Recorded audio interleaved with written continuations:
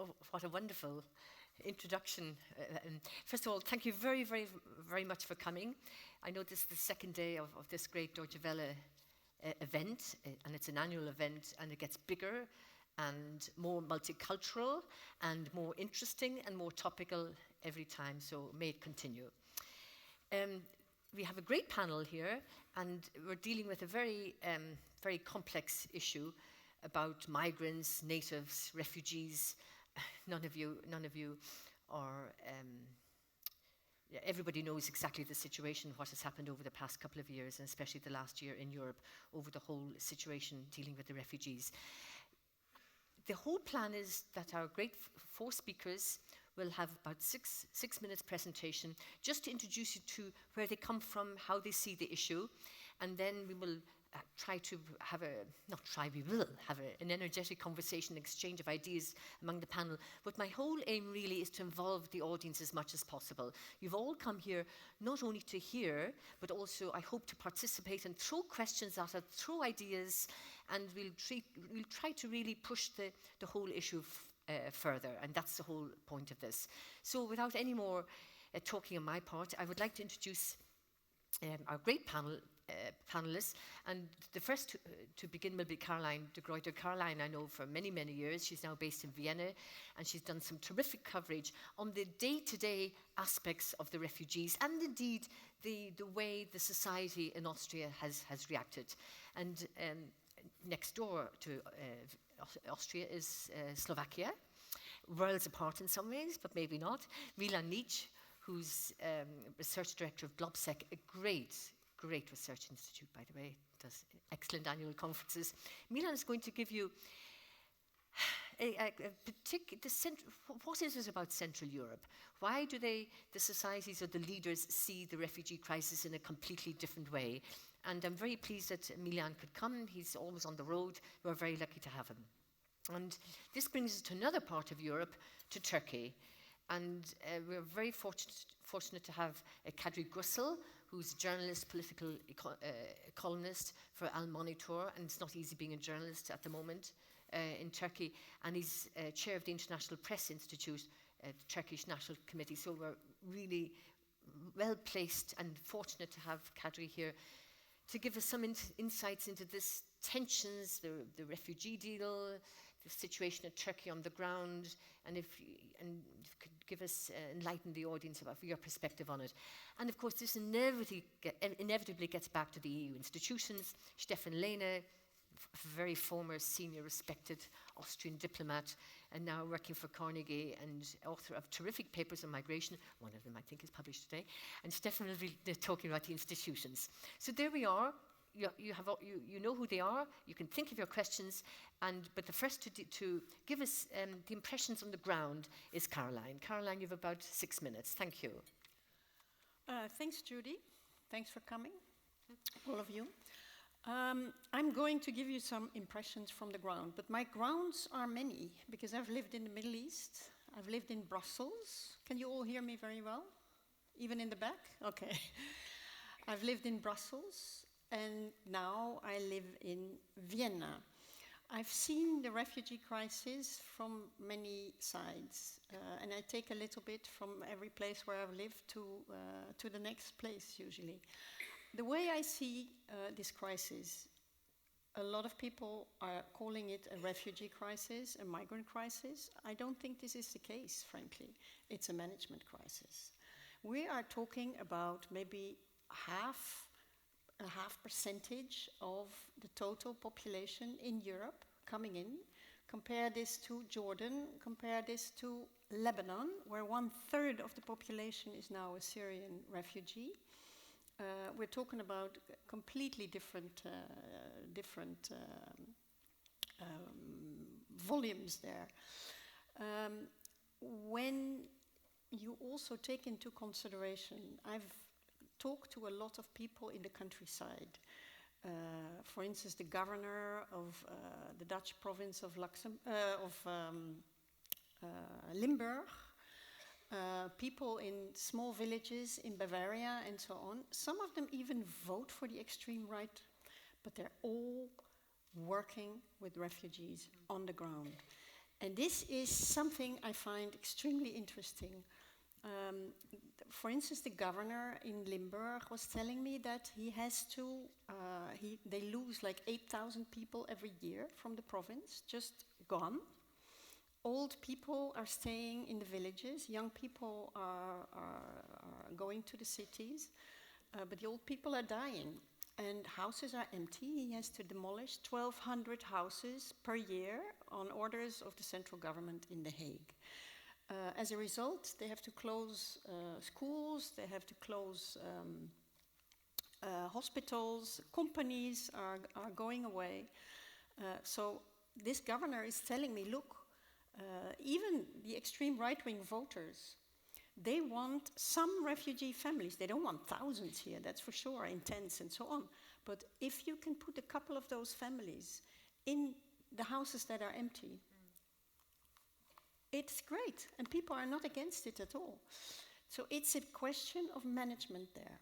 I think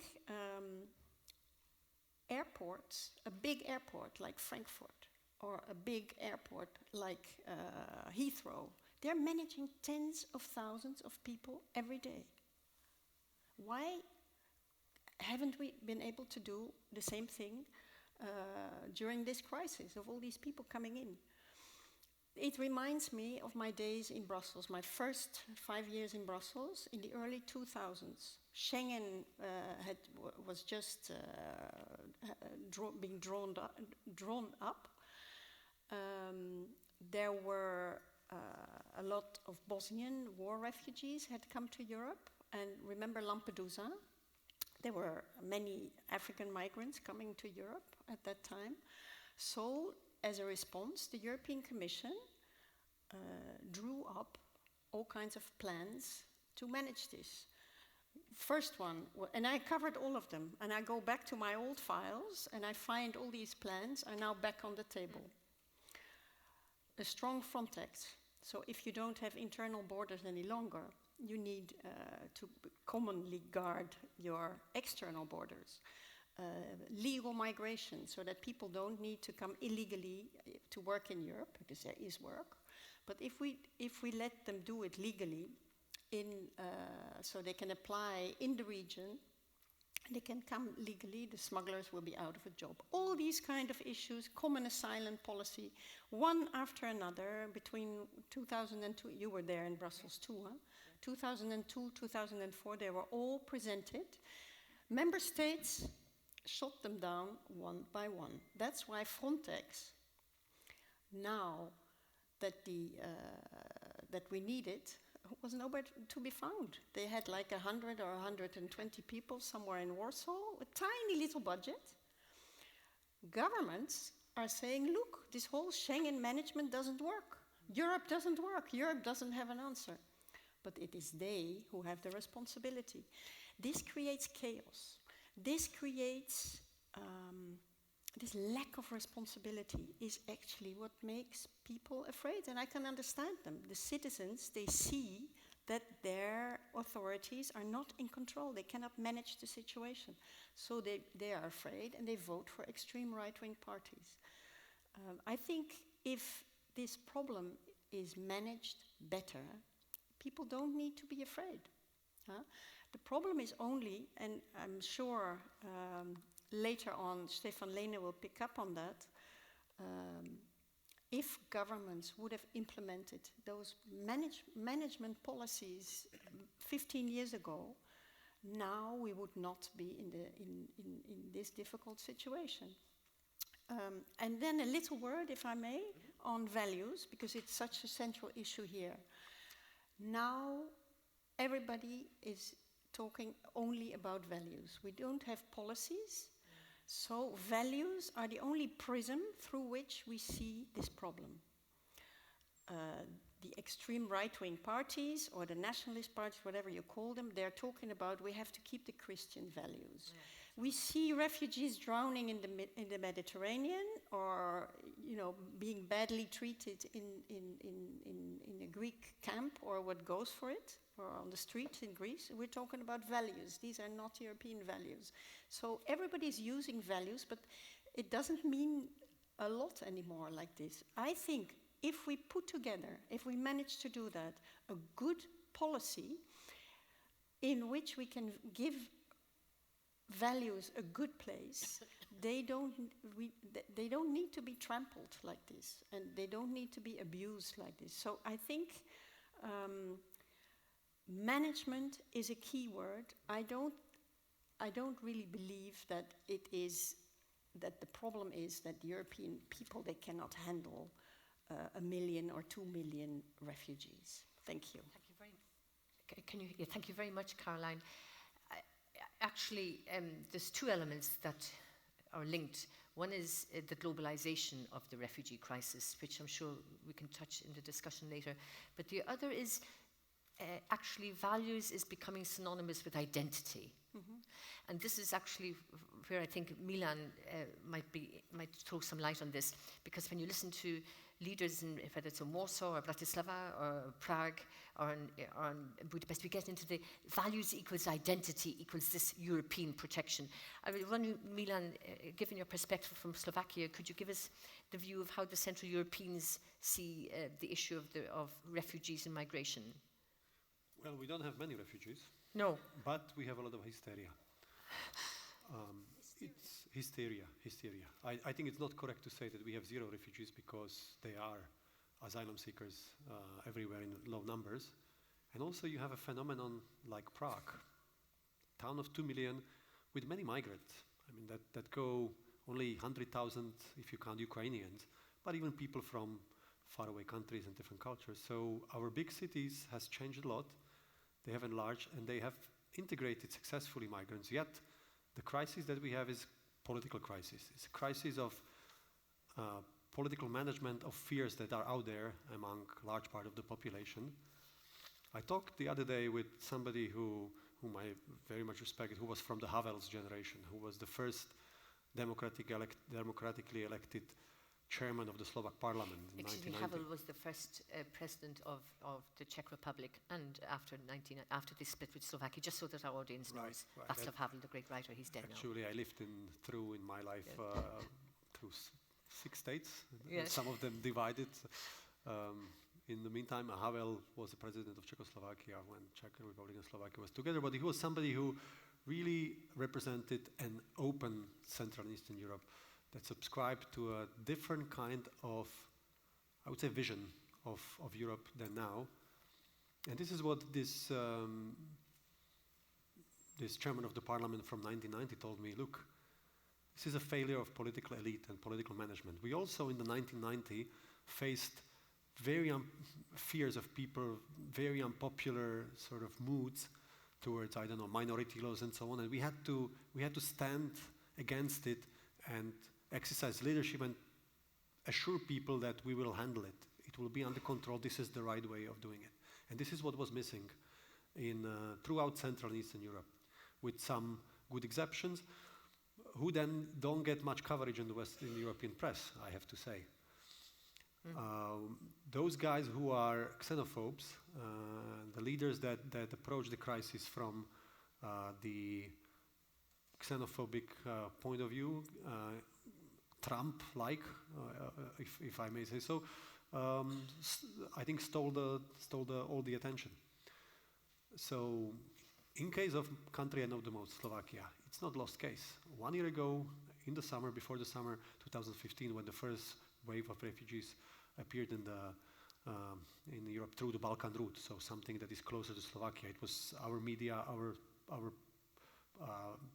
political elite was largely ignorant about the Mediterranean and that's there, the Italian route before that. But once the Balkan route in the summer of 2015 became the main route for refugees and migrants from the Middle East, that was a big news and people got scared and the politicians realized, hey, especially those Viktor Orban, Prime Minister of Hungary, who was losing his support to unprecedented level, down from high 30s to 20s, that I can now connect the fear of the people. I can present myself as a defender of the endangered society and nation, and I can exercise what I know the most: politics of fear and sort of defending the identity. So some of them, they shifted attention from corruption scandals to identity. And this is where we are. Yes, Bratislava and Vienna are still they are, by geography, the two closest EU capitals. They are apart some 60 kilometers. Yet if you walk in Vienna and in Bratislava, it feels different on the streets, because in Bratislava you see only very homogeneous people. There are not many migrants. There are some, but there are not many. Whereas Vienna has changed a lot since I visited the town for the first time as some 20 years old after the Iron Curtain fell down. Vienna was also very different. I would even claim that now Bratislava is more diverse than Vienna was 30 years ago. And Vienna has changed into a city of migrants. My message here is that I think this is also the future of Central Europe, of countries like Slovakia. But we will have a different picture in 10 years. We will have countries that will eventually open up, and we will have countries that will try to build defenses. But what will drive this will be geography. Of course, we are the eastern edge of European Union. Our economy, we have not enough. We have jobs that are offered for low-skilled people that are not filled by our own societies. So, at the same time, when our prime ministers are refusing to be part of this distribution of quotas for refugees, we have SME associations, small and management enterprises, in the Czech Republic, for instance, saying that they need 100,000 new workers in the next 2 years. They want some schemes how the government can import these people. Or if not, they will relocate their production to China or to other countries of Eastern Central Europe. But why it's not so easy to do is that there is, I think culture and history comes into play. There is a fear that of a sudden change of ethnic and religious balance in our societies.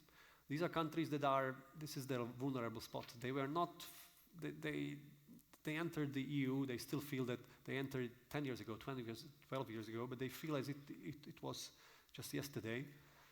They look at Western Europe, and the perception they get is that it's failure to integrate Turks or Arabs in France, and they don't want to replicate it. And also, you have quite a large part of our societies. This is also, let's not forget that we had a huge economic crisis in some countries of Hungary that really was unprecedented. And you had in Hungary, country of 10 million, you have about 4 million people that are pauperized, that they live on a few €100 a month. And they feel that if the migrants come, first of all in high numbers, pushed by Brussels, not controlled by their government, that it will deprive them of other things. And deep down is culture. I think it's a bastion, some of our countries are the bastion of old traditional socially conservative Europe that doesn't want to open up, that feel threatened of globalization, interconnection and so on, and they are aging societies. So they are really afraid to lose more what they have, and they have politicians playing to the illusions that you can actually draw a drawbridge, which again, the industry is against it, and we will run into more contradictions as we go. One more minute, and I will just say it's not easy to construct a narrative against this, an argument, but it is there. What I miss in the coverage or in the, let's say, in perception of our countries is that you have large islands of solidarity towards refugees there. We have a president in Slovakia who welcomed refugees in his presidential palace, who said that the fate, how Slovakia or Europe will face this crisis, will decide the character and soul of our countries or of Europe. And who said, these are people who are running from war, come on, we have to accommodate some of them. And I think eventually it will come down everywhere about the ability to integrate people that are coming into your societies. So we are losing time on a good integration system that we will need. And let me end up with saying that don't put us in one basket. There are differences among the Visegrad countries, among Central Eastern European countries already now. Some of them will accept relocation, so relocate Syrian refugees from either Greece or Turkey. Some of them will have a referendum against it. So in the same way as you have differences, quite stark ones, in the Northern Europe between Denmark or Sweden, you have differences between, let's say, Hungary or Czech Republic and Slovakia. Milan, thank you very much for this very calm overview and a very important one. I'm sure Slovakia will be a very different place in 20 years. I wonder, will the EU still be around in 20 years? But how you described some of the attitudes in Slovakia, this fear of the other or the xenophobia, well, just look at the Brexit debate taking place in Britain. So Slovakia isn't alone in this, or the other countries of Central Europe. But another part of Europe which is crucial in dealing with the whole refugee crisis is actually Turkey. And what we haven't brought in yet is actually the role of Chancellor Angela Merkel, indeed, and her deal with Turkey. Whether that's going to be the panacea for ending this crisis, none of us are quite optimistic about this. But Kadri, it would be really, really very important to hear how you see now Turkey's role vis-à-vis the EU, vis-à-vis the refugee crisis, and of course how this feeds into the domestic situation. Thank you. Well, thank you. I'm glad to be here. Thank you for the opportunity. Let me begin with paying my respect to Germany first in dealing with the crisis, because Germany has no responsibility in the destruction of Syria, which is going on for five years, but now it's paying a high price for its destruction. I mean, the ramification of this, the consequence of this destruction is the refugee crisis, which was engineered from the day one, first by Turkey's rulers, but also the responsibility goes to some European states and some Western states of Turkey's allies, mostly America, United States, Great Britain, and France. I have to underline France's name in the first place among these. And although Germany is it's unfair situation having having not played any role in the destruction of Syria and being the hosting country of more than 800,000 something. 1.5 now. Wow, of course, this is really unbearable situation from that point of view, from the moral, political point of view too. But Germany has a responsibility from now on in dealing with a country which is officially a candidate country to Europe, if practically or de facto it's not at all.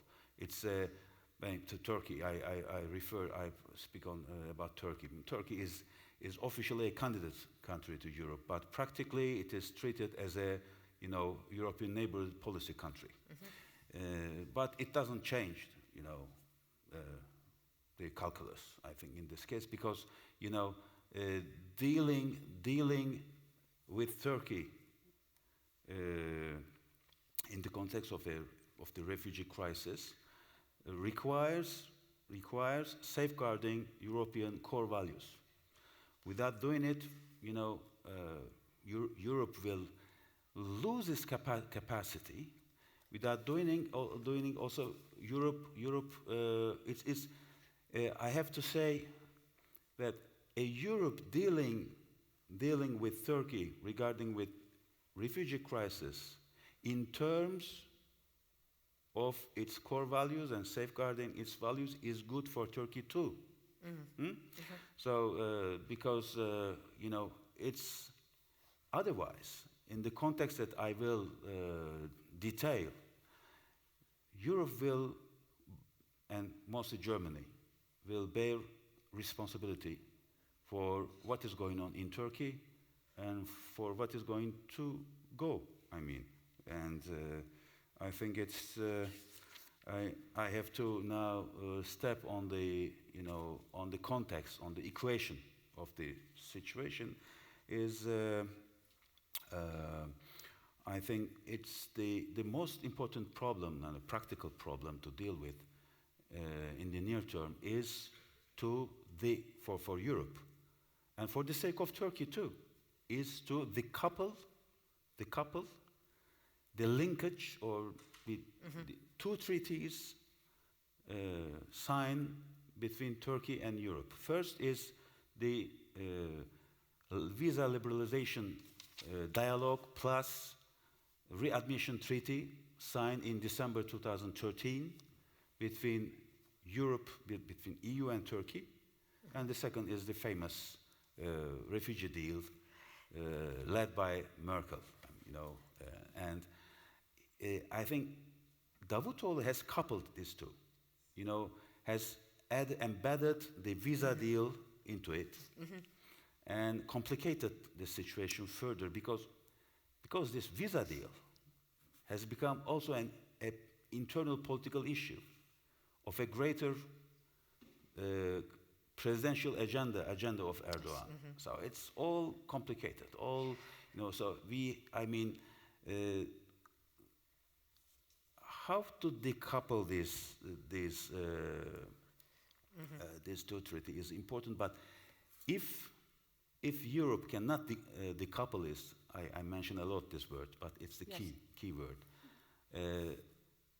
and it will come under pressure and some kind of blackmailing again, because signs are there, are clear, as President Erdogan has said recently, that if the visa deal, you know, will not be put into force without this required amendment of anti-terrorist law according to the criteria which was dealt 3 years ago, he said, we will not do anything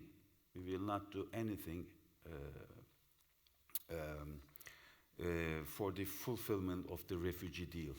And another AKP figure has said, important figure has said, we will send, he tweeted, we will send the refugees to you if you don't liberalize the visa. I'm finishing. Oh, okay. Okay. So, no, sorry. Yeah, no. So,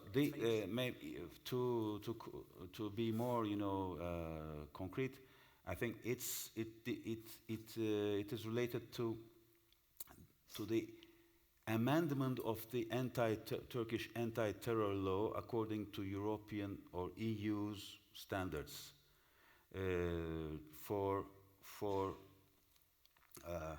in order to make Turkey a secure country, in order to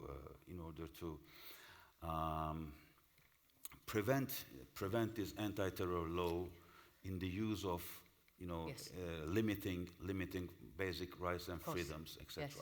So, one word. Yeah, of course.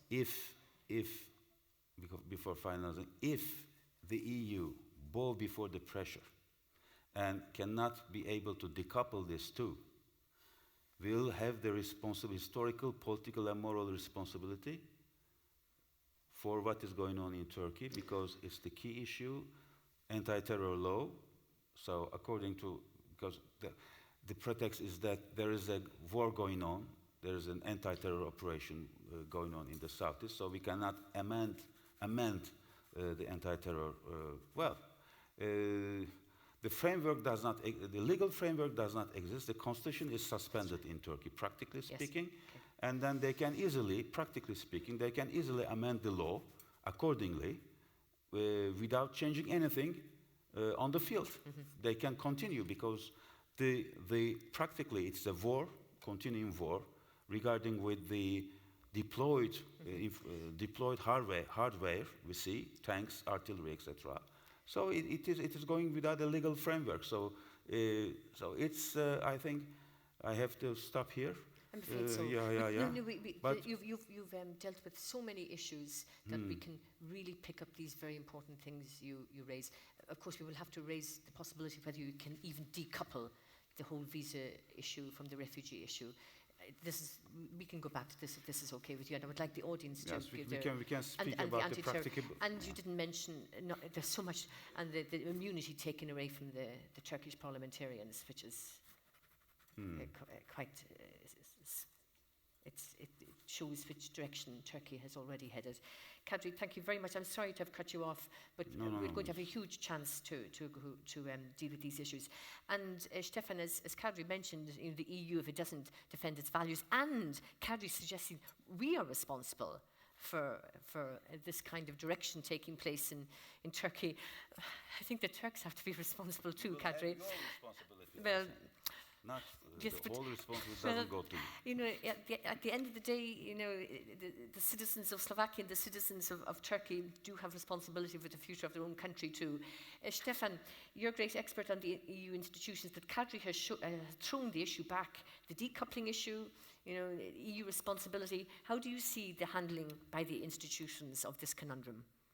Well, if you're inside the Brussels bubble, you still often hear this mantra, the EU will emerge strengthened from the crisis. And there is a famous quote by the founding father, Jean Monnet, to back it up. He says, the EU was forged in times of crisis and consists of the solutions that were found in the crisis situations.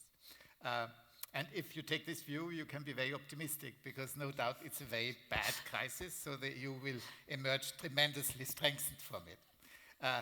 But increasingly, there is also another view that even the best integration process ends at some time, and what we are now witnessing is the beginning of the disintegration of the European Union. Now, I'm not in either of these two camps. I think 10 years ago, I believed firmly into the Jean Monnet approach. I considered the EU sort of irreversible in a sort of moving forward. I've lost that phase, frankly, over the last 5 years of crisis. But I don't belong to the deterministic view that the EU is doomed. I think whether the EU survives this crisis or whether it goes under depends on political decisions of the member states. Because this has been clarified already. It's a political crisis. In the year 2015, 1.3 million people applied for asylum in the EU. And compare that 500 million to about 3 million Syrians who live in Turkey with its 74 million alone. So there's no question that Angela Merkel was right when she said, wir schaffen das. We can do it. We absolutely could do it. We're not doing it successfully because of the opposition of increasing parts of the European population. And the reasons for this increasing opposition go way beyond the migration crisis. They are very much related to a sense of inequality, to a sense of social insecurity, fear of the future, fear of open borders, fear of globalization. And these fears are driving the rise of populist forces, mostly to the right, some also on the left, and the political center on which the EU always rested is increasingly hollowed out. Now, on the national level, this can be handled. National democracies can isolate these forces, or they can integrate them, put them into a coalition, they can even buy them off. But the EU has a much bigger problem. So when the national democracy catches a cold, it can be a pneumonia for the European Union. And the worst part of it is that the greatest threat comes from the mainstream parties, because they are hugely tempted, fearing this competition, of buying into the agenda of the populist parties. So EU skepticism has become fashionable. Even parties that for many, many years were fervent supporters of EU integration now are much more distant and much more lukewarm. And this is absolutely tragic, because if the EU cannot be strengthened in some critical aspects, then it will not deliver. And if it cannot deliver, it will lose further popular support. So we are in a classical vicious cycle, and this vicious cycle can only be broken through real leadership by politicians that do not capitulate in front of populists. Now, what does it mean for the migration crisis? I think basically you had two stages. The first stage was until November last year. At this stage, the EU was totally divided. You had the Willkommenskultur of Angela Merkel, and you had Mr. Orban, who built fences around Hungary. And in this absence of any kind of consensus, the EU was basically paralyzed. It could not act. Over the fall, one country after the other became much more restrictive. Sweden ran out of space. Austria, long an ally of Angela Merkel, suddenly became very much restrictive too. And so in the in this process, the EU regained some kind of consensus, but it was restrictive consensus. And this restrictive consensus, meaning basically get the numbers down, this was the first order of the day, meant that something like the Turkey-EU deal became possible. A few months earlier, people would say, you cannot send people back to Turkey. This is impossible. The Greeks are not capable of managing such a process. But 28 countries signed up to this deal in March. Now, if you look at what the EU is doing right now, it's totally focused on regaining control, getting the numbers down. This is the one and only thing that they're really obsessed with. Therefore, a strong emphasis on this new institution of Coast Guard control and border control, huge emphasis on convincing neighboring states to cooperate in keeping the refugees away from Europe. And all the rest of the agenda, harmonization of asylum laws, migration laws, resettlement from people from outside to the EU, burden sharing among the Schengen countries is pushed back because it's much too controversial and tough. The most important thing is to keep the numbers down. Now, the danger is this. We are developing some kind of Fortress Europe mentality. Control the borders and convince or persuade or push the neighbors to keep them out. There are two big problems with this. The one is that it's very hard, it's not compatible with what the EU actually stands for. 2 weeks ago, about 1,000 people drowned in 1 week in the Mediterranean. This happened twice in the year 2015. Both times the European Council came together, great excitement, lots of action. Now we have become so passive, basically, that this didn't create much in terms of reactions. And the second problem, the bigger problem almost, is that it's not workable. Europe is not Australia. In the neighboring countries, there are 500 million people. People will come. Migration will continue. It will go in waves, sometimes more, sometimes less. But it's a complete illusion to believe that these people can be kept out. And if we pretend to try to do this, we're going to fail. And the result will be an even worse backlash, even more nationalism, and even more rejection of the European Union. Stefan, thank you very much for this. I can see why you're not in the first camp nor in the second camp, but you've just created your own camp, your own third camp, which is it's a very difficult one. I mean, you raised an awful lot of questions. In fact, what the EU is doing now, it's not only contracting out the problem to Turkey, they're contracting out through aid packages and development aid packages to North Africa, Middle East and other countries, which we know there's going to be huge migration. And as long as these conflicts continue, and particularly climate change and the whole succession in Algeria, frankly, the Europeans haven't seen anything yet. So contracting out the problem is not, I think it's a short-term solution. We need a much longer-term one. I want to throw out a few questions just to the panel, but please feel free if you want to ask a question. Now, just one or two questions I want to really pick up. Caroline, you mentioned very early on the management, but I mean, the management that we see now, it's an EU exporting management. The problem is being exported, pushed back out of Europe.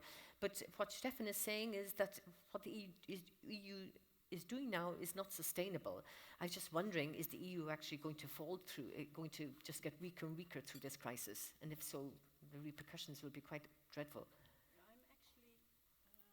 Does it work? Yeah. I'm actually quite in Stefan's camp. And even in Brussels, you don't hear so much anymore people saying, we need a crisis to move forward. We used to hear that a lot in the good old days, I should say, muddling through, but I see there is less and less Europe. It is watering down. We don't seem to be able to agree on anything except erecting national borders. This is very important because if Europe is less and less, say for the liberal wing and the civil society camp in Turkey, Kadri, is the attraction of Europe fading?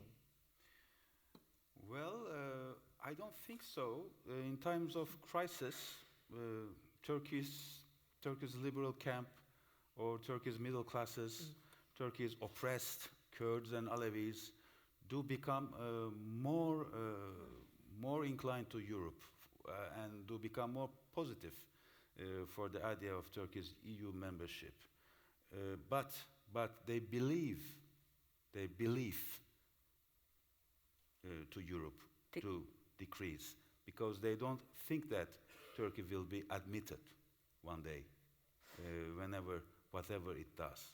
So there's a huge gap between EU supporters and EU believers in Turkey. Oh, I see what you're Yes. saying. The Yes. supporters. People are pessimistic. People do want to see a light at the end of the tunnel, but they don't practically or realistically they don't believe that this will happen. It's interesting you say this because if you look at, and the audience, I would advise you to read these two very important polls that were published yesterday and 10 days ago by the Pew Institute in the US. It really needs outsiders to really examine the European mood. This Euroscepticism is so deep now, even among the founding members of the European Union. It's not big, but it's getting bigger and bigger. Milan, this discussion is meant to be refugees, migrants, natives versus the other, but it's also about the future of Europe. Sitting in Slovakia, I mean, you joined the European Union in 2004 against all the odds. You had a pretty nasty government under Mečiar in the 1990s, but the society rallied itself and got itself in. Do you think Europe is losing the attraction even for those inside the EU, its ability to deal with crises? In my country, Europe was always very popular. So in the polling, it was somewhere at 70s, high 70s. Now it's down to 50s. And the refugee crisis, migration crisis, whenever decisions are presented by politicians as an imposed ones from Brussels, it goes down. What I forgot to mention maybe is that civil society is ready to help refugees and migrants to such an absurd extent that Bratislava, city of 500,000, sitting on the border with Austria and Hungary, we have volunteers organized by Facebook or NGOs that are going across the border to help to cook for refugees in refugee camps in Austria, or to spend social time with them, play football game on Saturday, because our refugee camps are almost empty. So society is more ready, parts of our societies are more ready than political leadership. And here, a very important point, I think, is what Stefan said. Our mainstream has failed. Our mainstream has moved before various elections for various reasons, corruption scandals, so on. Our mainstream parties adopted xenophobic platforms on this. So we don't have sensible guys. Once our public discussion on this is defined by Viktor Orban, who, by the way, is received in this country, in Germany, when he goes to Munich, he's received and supported and welcomed by CSU. So he's not alone in Europe, and not, in Western Europe. He has in EPP, he has a large court of Tusk has supporters. just placed him, yes. But also many Western Europeans. So these guys set the tone of the debate. It's very difficult to run against them. I mean, he's the most extreme. But civil society leaders increasingly, also some politicians, I mentioned President of Slovakia, Kiska, are what we feel, myself, I'm a critic of my government, but then I come to Brussels or to Vienna, and I'm also very uncomfortable with the black and white picture that we see. I mean, as I said in the beginning, the public opinion is, let's say, 1 year ago, it was 60 to 40, now it's 80 to 20. But Europe, on the side, when I argue that for the future of Europe, for the future of Slovakia, we have to open up, we have to look about, we have to think how to manage this, how to welcome more people, because they will come, climate change and so on. This is where I don't see that Commission proposal on reform of the asylum seeker is more driven sometimes with the need to sort of to punish these countries that don't want to do burden sharing, rather than really encourage debate and encourage sustainable solution. So if you put our newspapers, and this is really the last point, sorry, when European Commission introduced these new proposals, how to reform asylum system in Dublin in Europe, the media attention in my country was on the price put on one refugee if you refuse to accept it, 250,000 euro. And it was lost. It was lost argument. Yes, it's a good point actually you make on this. One last question to Stefan before I take questions from the audience.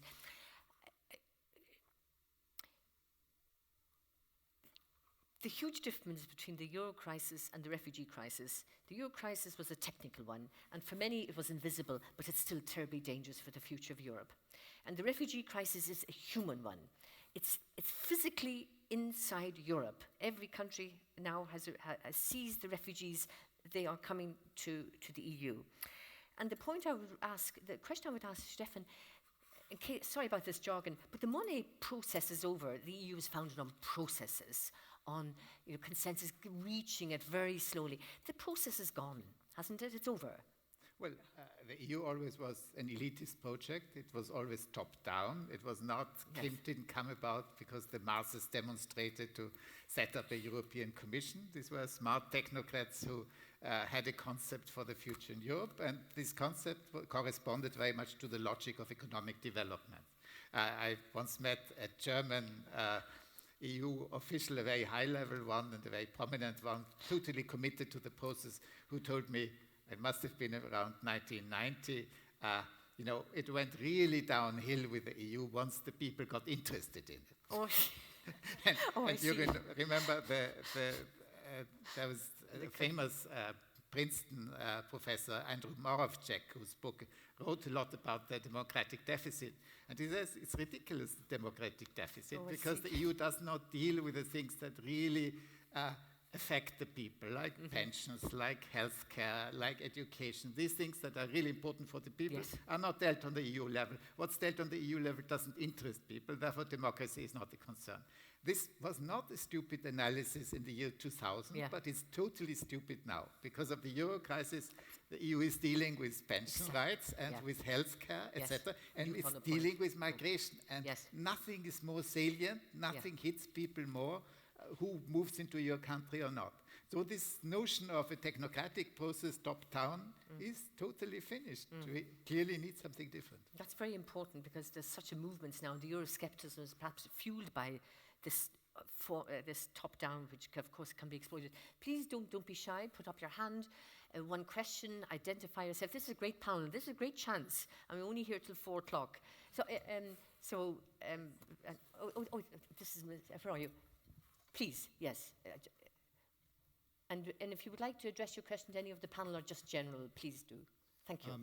My name is Kyle Matthews. I work for the Montreal Institute for Genocide and Human Rights Studies and formerly was with the UN High Commissioner for Refugees.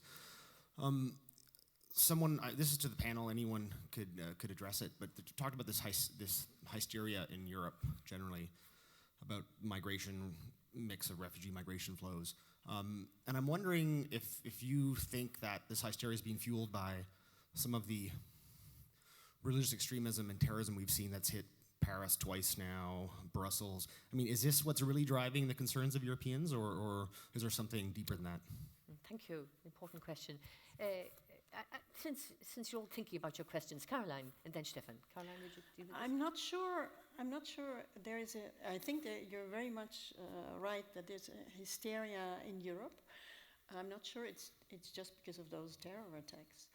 I think there's something else going on which fuels the hysteria as well, which is also, and we touched upon it earlier, it's also globalization. Because of globalization, we took, let's say, the rational issues out of national discussions. We took the economy, we internationalized the economy and monetary issues and so on. So what are we left with now to debate in the national political arena? It is the soft issues. It is identity, it's related to religion, all that kind of issues. And I think the refugee crisis hits us right at the moment that people are very upset about their identity and so on, and they debate about this more than ever. And it's the difference with economic discussions is when you have an argument. You know, in the early 80s, I was living at home, and I would always fight with my father because he was a right-winger and I was a left-winger, as you were all supposed to be at that age.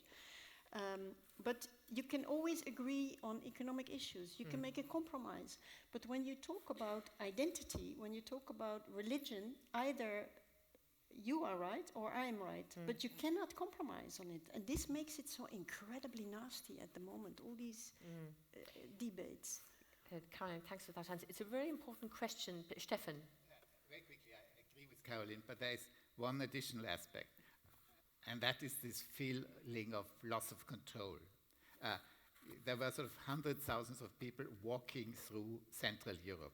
And at two points last summer, the Austrian police tried to establish a process and was manning the border, and a few thousand refugees, totally understandable from my point of view, simply walked over them. And this provided enormous shock to the system. And people in this region started to buy arms. So I think to some extent the emphasis on regaining control is totally justified.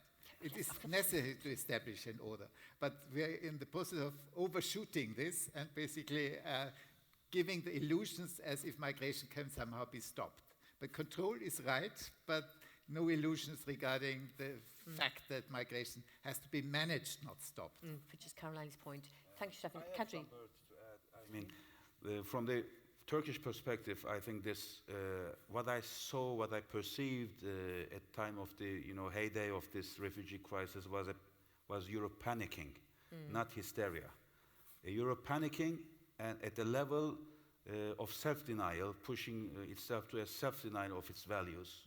In dealing, for example, again with Turkey, the very the highlight of this was the opportunistic attitude of the Commission, which postponed the release of the progress report at the post-electoral period, because Turkish government asked to do so. Yeah. This was a shameful act, and it was not really forgiven in Turkey, and it really the EU pro-EU public opinion, as you have mentioned, middle classes, intellectuals, liberals, Kurds, Alevis, all of them have, felt a sense of betrayal. Yes, I could. So this panicking has to be controlled, not hysteria, but panicking is important. And that, I think this Armenian resolution there, the adoption of, passing the Armenian genocide bill was a reaction to Merkel bowing before the blackmail and of Turkish rulers, and then from my point of view, and also the style against the style, the reaction against the style of Turkish rulers. I mean, this arrogance, this imposing, posture, etc., and the use of force. Use of force, verbally and other. Absolutely, it's an important point. Just one thing that changed in the debate, especially in Hungary, was the New Year's Eve events in Cologne, and it wasn't terrorism. It unleashed a huge reaction. You all really know how many women were molested at the New Year's Eve celebrations here in Cologne, and Viktor Orban, Prime Minister of Hungary, completely exploited, and it did shift the mood in Germany as well, actually.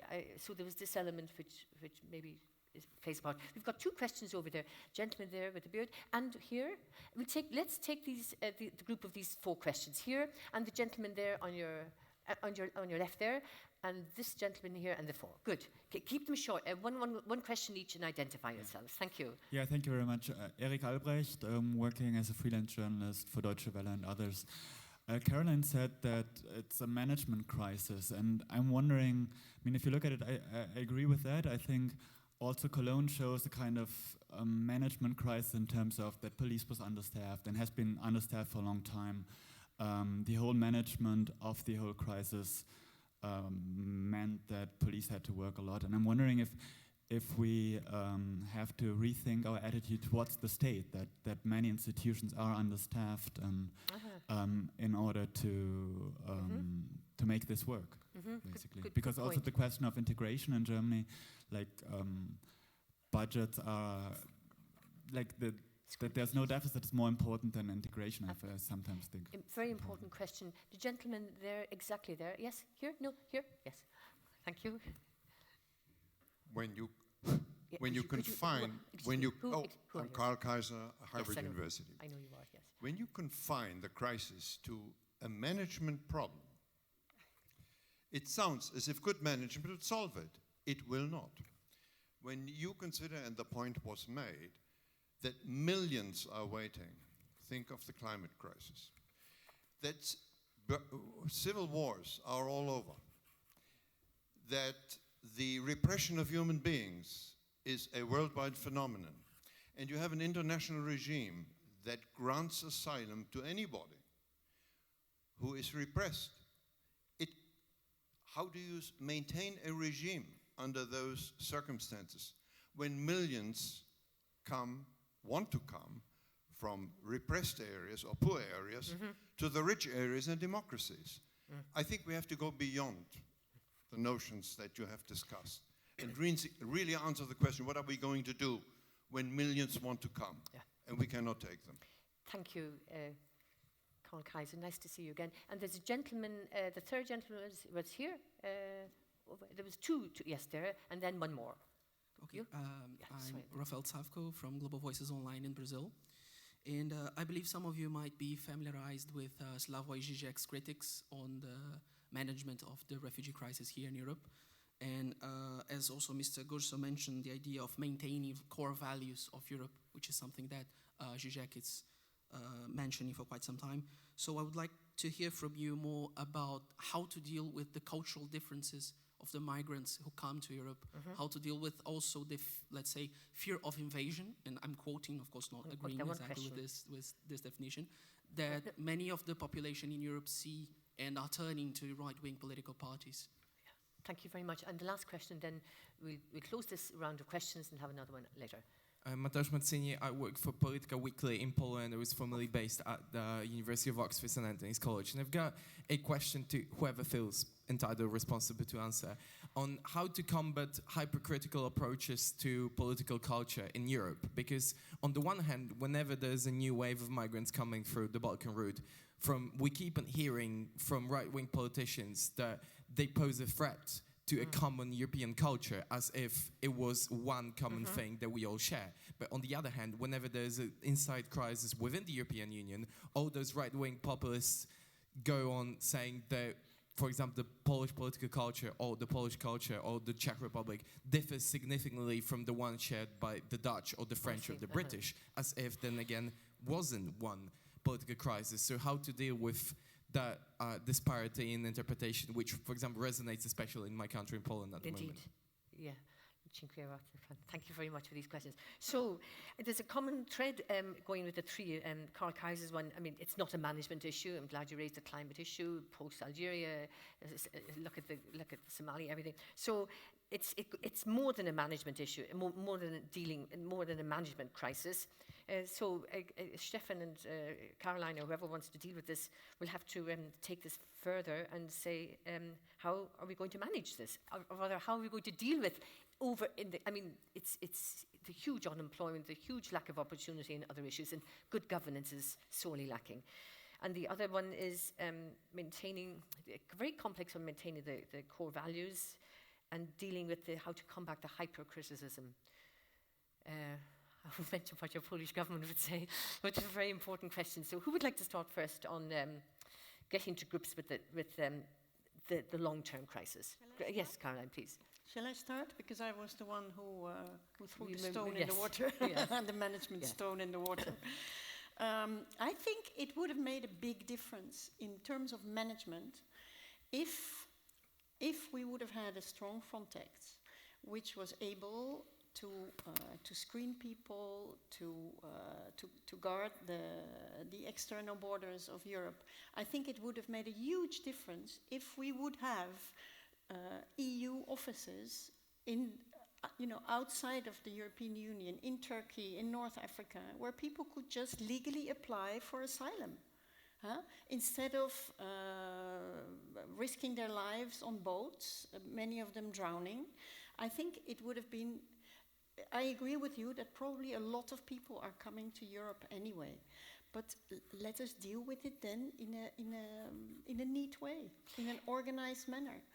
And instead of letting people come here, choose their own place where they want to go, where asylum procedures are best.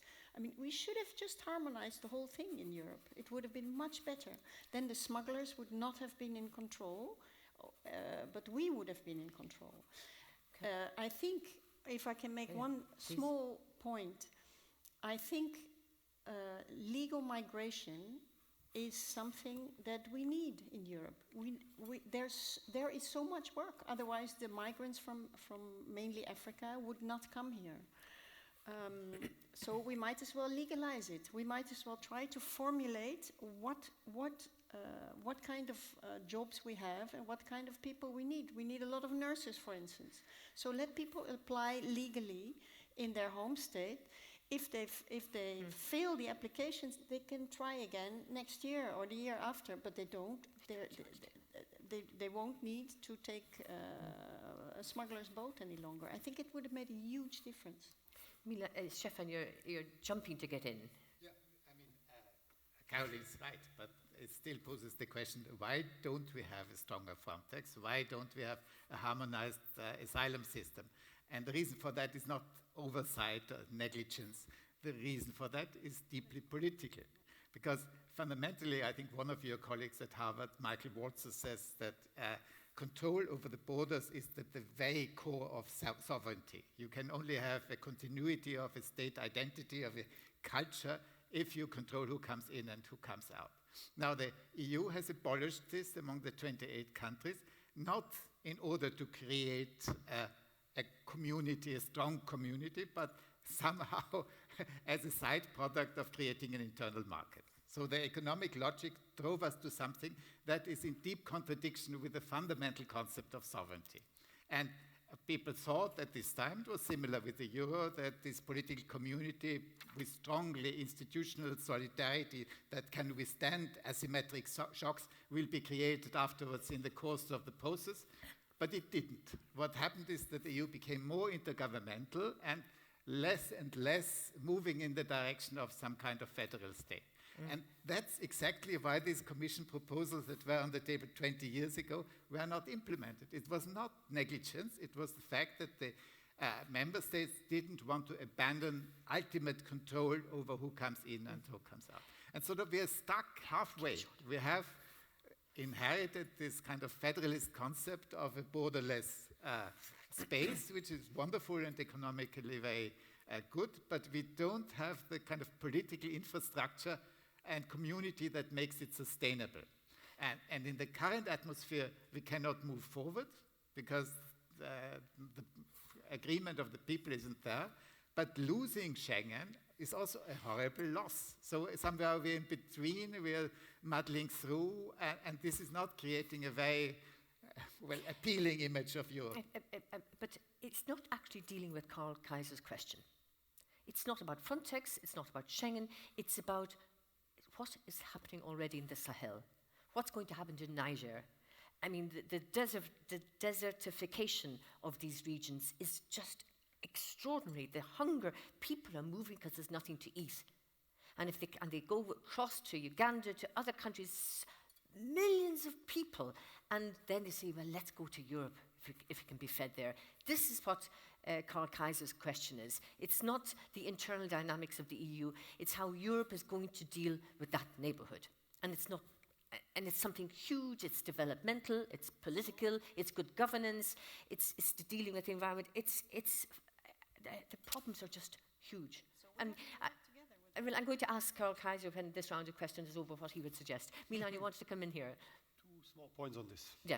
One, the anecdote somebody told me about the discussion at the European Council when Federica Mogherini asked leaders before EU-Africa summit, what should be my message to them? And Viktor Orban told her, tell them not to come. But this is very also typical because he doesn't want to deal with those who are already on the road or in need. So the Hungarian government answer was to build up the fence and don't care, not to care even about the neighbors that next day had to deal with the flow instead of Hungary, like Slovenia. Second thing I have to say is that, and there are many contradictions in the system, international system, that has been put under tremendous pressure and doesn't work, it's outdated. One of the contradictions is that when you win an argument at home in your capital, let's say a smaller Eastern European country, that you finally decide to do relocation. In Greece, there are 54, they were at the beginning of this month, 54,000 Syrians trapped. So there was a plane from Bulgaria. They offered 46 places, I think, for relocation. They were supposed to take 46 Syrian refugees that applied to go, but when they learned that it's to Bulgaria, half of them withdrew their applications. And the plane left half empty, and there is no legal mechanism to actually tell them, look, guys, this was prepared for you, either you take it or not. Portugal apparently has 6,000 places with housing, schools, and so on, and they cannot fill it in because a large majority of these 54,000 Syrians trapped in Greece wants to go to Germany, Sweden, where their families are. Exactly. It's a very good point you make. By the way, the Bulgarian system for looking after the refugees is just so awful. Yes, it really is so. One point which I don't want to lose, Kadri, don't you come in quickly? I want to don't forget the integration. Well, again, we are now on the square one. Why these Syrian refugees have come to Europe? Because of this mismanagement of Syria policy. You know, it's again we can ask the same question. You know, is Europe going to solve crisis in the places of their origin, or which is less expensive, or less demanding? This is I think the major calculus, the major dilemma. We're dealing with this high price now when we should have been listening to Jordan and the UNHCR and actually giving the promised funds to actually help the refugees. Dealing with the Syria crisis, that's a completely different issue, but it's quite an important one. But just to end on your values issue, I mean, Merkel just couldn't stand it anymore from the moral point of view, which she said, yes, come to Germany. I mean, nobody else was going to do it, and people were dying in their hundreds, drowning every day. I want to go into something, the integration issue. It's very important. There's a shortage of teachers for the integration in Germany. And there's in Germany, in Berlin alone, there's 110 gyms open to the refugees. And I've spoken to these young refugees. They are dying to learn German, and there's just undercapacity. I'm completely right, and now the German government has allocated about 50 billion euros from next year to 2020 focused on integration and training. There's the awareness there, otherwise the whole thing will implode. Our Polish colleague, it's very topical, just somebody has to answer this question. How do you deal with the hyper-criticism approach? Well, you have to have the self-confidence. Can anybody, I mean, Stefan, you blame the mainstream parties. No point in blaming. We need a narrative and language to deal with this. And we don't. We see the Brexit debate, how that's been hijacked by the Leave campaign. I remember somebody saying a few weeks ago that European leaders, the mainstream leaders, lack the self-confidence to actually sell Europe and say this can work. Merkel doesn't mention it anymore. I'm afraid I'm not going to answer you. But I think we've dealt with that round of questions. And our colleague from Brazil, how do you deal with the cultural differences? It's, we're not talking about assimilation. We're talking about integration. And it's a very, very long-term process. The French haven't been particularly good at it. The Germans wasted it with the Turks, and they're waking up to the fact now that they can't allow this can't make the same mistake again. We have another round of questions. We've only about 18 minutes left. Please, if you identify yourself, please. Here's the mic. Yes, could you pass the mic down, please, behind you? Thank you. Thank you. Yes. Dimitria Clayton. I think it's really important that somebody said something, again, referring to the need to improve infrastructure of dealing with refugees in developing countries, because we do have to remember still that the great majority are not coming to Europe, but are rather moving within the regions closest to them and those economies which are probably in the least, compared to Europe, in the least position to actually deal with them. One of the things, though, that has also occurred to me is in our debates about cultural difference and that being a reason for concern amongst or within Europe about the people coming. Could it also be possible that we were talking about predominantly African and Muslim migrants? Is there an element perhaps of racism here that, according to a number of surveys that are being conducted in Europe, is much more deeply seated than people are willing to admit? But it's one of the things that nobody's talking about, really. And one last point, I think we've been to some of these places before, and this time we weren't talking about necessarily African or Muslim migrants, but rather the Polish plumber, which was a huge problem in the UK for a while, and others. So yes, this may ultimately not only be about cultural difference. You could be Christian and black and still have huge problems here. Great point. Thank you very much. And the lady behind you? Hi, my name's Omera Gill. I'm a journalist from Greece. So I've been in a very strange position watching the European project from Greece. And my question to the whole panel is the EU concept, is the EU project dead? Because from a Greek point of view, we've seen, I mean, of course, putting aside the fact how badly Greece has mismanaged its own finances, that's a whole other issue. We could be here for days talking about that. Just seeing the mismanagement in the Greek financial crisis, the threat of a Grexit, now we have a Brexit, a refugee crisis, which from Greece's point of view, Europe only did something, every single time Europe did something, it was when it had got really bad and really unbearable. And the number of refugees now is 57,000. By the way, it's not 54,000 because they hadn't counted refugees in UN shelters, so that number got factored up. So the question is there any point being, I'm personally pro-EU, I just want to know what the panel thinks. Is the EU project still something worth believing in, or is it over? Oh, two great questions, since I don't see any more hands up at the moment. Okay, let's close this round. Please, you'll have to just wait 10 seconds and if you identify yourself and Thank you. My name is Marie Lamenche. I work at the Montreal Institute for Genocide Studies as well. I had actually a question following up your interesting comment about the hysteria over the Christmas season. We both Kai and I live in Canada, where the image of Alan Kurdi, had an important impact, I think, on the elections of the new Prime Minister in Canada. What do you see the role of the media? Okay. For example, the image of Alan Kurdi led to a lot of sympathy and empathy, but then what happened over Christmas, it was a complete difference. So where do you see the media going in this? Okay, let's deal with the first question. It's a really important question. The cultural, the racial and the racist perceptions. Who would deal with Stefan? One very quick remark about it. It plays a major role, of course. It was very interesting. My own country, Austria, we had presidential elections, and the right-wing candidate got almost 50% of the vote.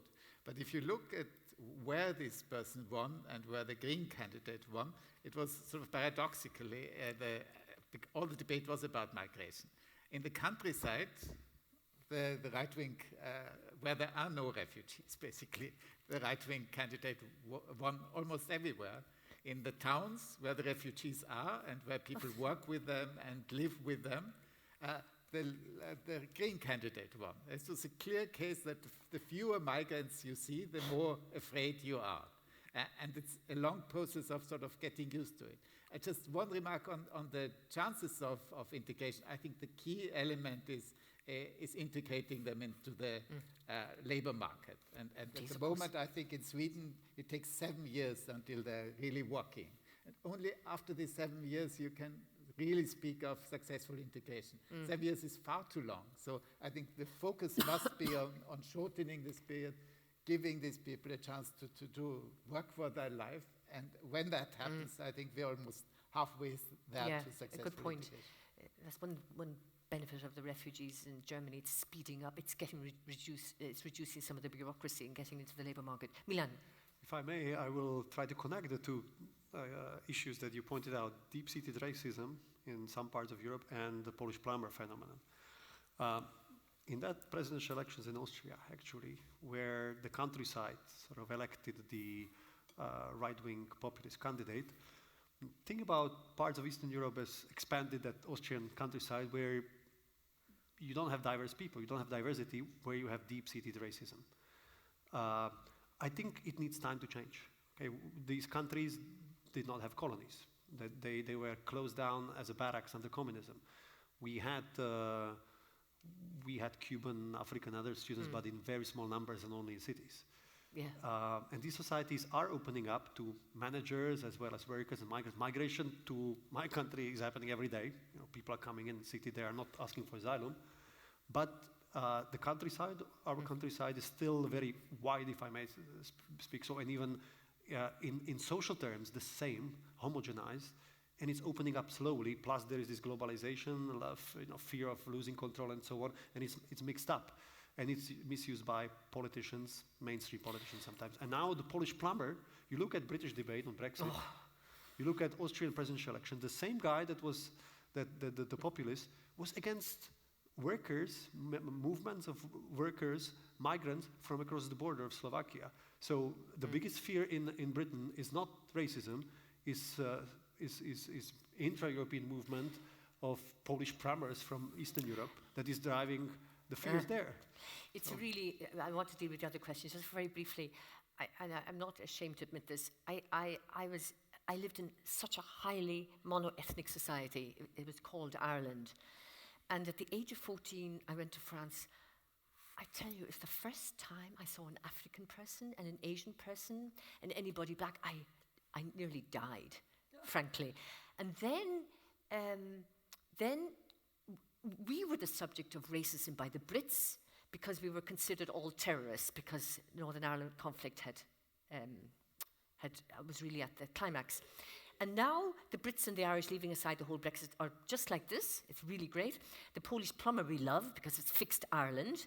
And my own perceptions have changed hugely because through travel and just that there's another world out there, and largely because Ireland has changed thanks to the EU. And I take your point that it does take time, and we have such a multi-ethnic country now. It's really interesting. Is the project dead? Have you written off the project, Stefan? Well, I think that it will totally fall apart suddenly. I think it's extremely unlikely. What I think is a possibility is the ever looser union, not the ever closer union, but the ever looser union, that it will simply lose relevance. If there are new challenges, some member states will get together and maybe arrange for something outside the EU institutions, that somehow it continues to be there, but it's no longer really the place where the real action takes place. I think this is a big risk. And there's also one scenario to me that's not totally implausible, that in the end we will move to something like core Europe, that some countries who really cherish the achievements of European integration feel, well, if it cannot be done among the 28, let's go back to closer cooperation in a smaller circle. Both is not good, but maybe there is no other way. Last time I heard that Obama rings Merkel and not Donald Tusk or Juncker if he wants a problem fixed. Caroline, you wanted to come in here. I want to throw in a nice example. So far, I see lots of mainstream politicians who are not really defending Europe, who are, agreeing, deciding one thing in Brussels and then coming home in their own capital and debunk it or drop the issue altogether. I've lived in Switzerland too, where you have the extreme right-wing party, SVP, has been the biggest for 20 years already, the biggest in 20 years. every time they table another referendum on the restrictions of immigration, and immigration is what Switzerland lives of, you know, bright people coming there, and it's high-skilled, they have the ideal immigrants. The mainstream parties in Switzerland, they have not been able to counter the arguments of the SVP. They didn't have the money, or they thought, you know, the referendum after next is more important. They always had a good excuse. There is a small group of students there now that are more or less liberal people. And they've come to the point where they say, but this is not my country anymore. I don't want to live in a place which has, you know, huge fences around it. So they started fighting the SVP, and they've won already 2 referendums, and it is it's so incredibly nice to hear it. And who asked the question about the media? Over here. Yeah, there was there. So I'll ask that. I'll answer that too, because one of the initiators of this campaign against the SVP, beating the SVP twice already on an issue like this, we put her big in the newspaper the other day. And I think this is also what, as a media, we can do, and not just only write about people who are afraid and you know, when there is a small group of extreme right-wing protesters, like last weekend in Vienna, everybody goes there, and it's huge in the newspapers. I mean, it's bad, of course it is bad, and I'm not saying we should not report it, but there is also almost a competition going on. Who shouts the loudest gets the front page. And I think it's important that we counter that as media. We'll continue this in media in 1 minute. Kadri, you wanted to say something? Not in response to the question. No. But it is related to the topic of the panel. I think Europe must stay Europe and deal with Turkey as it is, because otherwise it can empower the course which is going on in Turkey, and at the end of the day can face another wave of refugees, this time coming from Turkey, within Turkey. Good point. And yes, and then again, you know, it's Europe. Even though Europe has no teeth, must behave as it has teeth, you know, in dealing with Turkey, and be granted, you know, has to grant Turkey, you know, its position as a candidate country, you know, and at the end of the day, if this course is going on unchanged, Europe will have at these door gates, knocking its doors, you know, Kurds, Alevis, and secular Turks as new waves of refugees, believe me, and you will remember me. Quick question, all of you. Quick snap question. Will Europe survive the refugee crisis? Hands up who says yes. One. Are we part of the experiment as well? It's unscientific. The no wins. Okay, thank you. We have room. Oh, I want to just go back to the media, and then we're going to wrap this. Did you put up your hand, Stefan? No, oh, I see. Oh, we're not allowed to vote. We're not allowed to vote. Okay. On one other issue linked to the EU project, there's a certain referendum taking in Britain on the 23rd of June, and this feeds into your question about the EU project. One more snap question. Who believes that Britain will leave the EU? Oh. Wow, tell that to... Wow, listen, for those out there, only about 3 or 4 believe Britain will... they're not Brits. No, I don't think any of them are Brits. I think that wraps it up now. Thank you very, very much for a terrific audience. I want to thank Caroline de Groot for its... I'm not finished. I want to thank our panelists, Caroline, Kadri for coming all the way from Ankara, Milan for coming from Bratislava, and Stefan from Vienna. Thank you very much for a super audience and for giving us really good questions. Thank you again. Bye-bye.